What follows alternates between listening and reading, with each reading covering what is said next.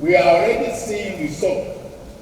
The GDP grew by 3.4% in 2024, with quarter 4 hitting 4.6%, the highest quarter growth in over a decade.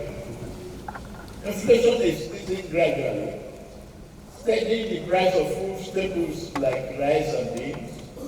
Our net foreign reserve has increased fivefold, and the naira exchange rate has stabilized.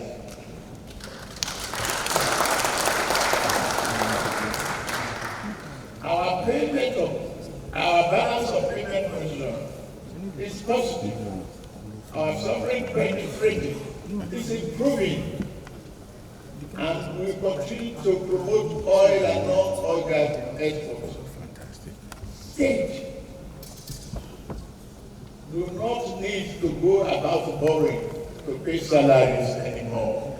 This July, we will launch a bold new initiative to empower 400,000 young Nigerians, including youth corpers, with consumer credit.